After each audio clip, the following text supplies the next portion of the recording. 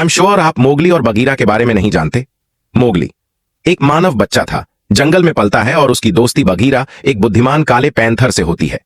Bagheera Mowgli का संरक्षक बनता है, उसे जंगल के खतरों से बचाता है और उसे सिखाता है कि कैसे जीव जंतु एक दूसरे के साथ मिलकर रहते हैं। एक दिन मोगली की मुलाकात शेर खान से होती है, जो उसे नुकसान पहुंचाना चाहता है। बगीरा मोगली को बताता है कि उसे अपने डर का सामना करना चाहिए। मोगली अपनी चतुराई और साहस से शेर खान का सामना करता है और अंत में जीतता है। निष्कर्ष, कहानी से हमें यह सीखने को मिलता है कि साहस और दोस्ती की ताकत हर मुश्किल का सामना कर सकती है। जब हम अपने डर को पहचानते हैं और उसका सामना करते हैं तो हम मजबूत बनते हैं।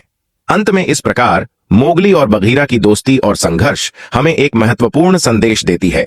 सच्ची दोस्ती हमेशा ही मददगार होती। यह कहानी मोगली नाम के एक छोटे लड़के की है, जो जंगल में अपने जानवर दोस्तों के साथ बड़े होने आया है।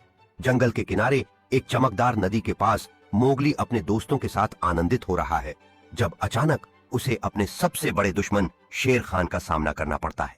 मोगली अपने दोस्तों के साथ एक रात आग के चारों ओर बैठकर कहानियां साझा कर रहा है और वहीं उसे जंगल की दुनिया की भव्यता का एहसास होता है।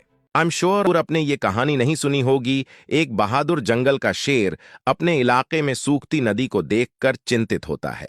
जानवर डर गए हैं और शेर जानता है कि उसे कुछ करना होगा। एक चालाक मगरमच्छ पानी की आपूर्ति पर नियंत्रण करने की धमकी दे रहा है। शेर बूढ़े हाथी से मिलता है, जो उसे सहयोग का महत्व सिखाता है।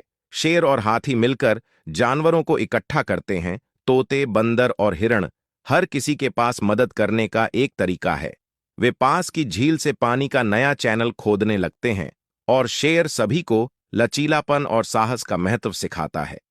जब काम पूरा होने के करीब होता है, मगरमच्छ की धमकी बढ़ जाती है। शेर लड़ने के बजाय सभी जानवरों को एकजुट करता है।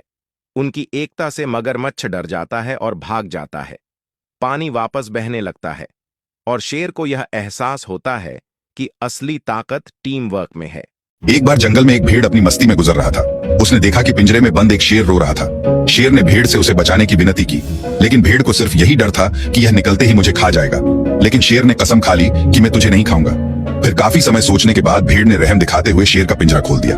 अब शेर बहुत भूखा था, तो उसने भेड़ को पकड़ लिया और जोर जोर से हंसने लगा और बोला, तुम तो मूर्ख हो, अब मैं तुम्हें खा जाऊंगा।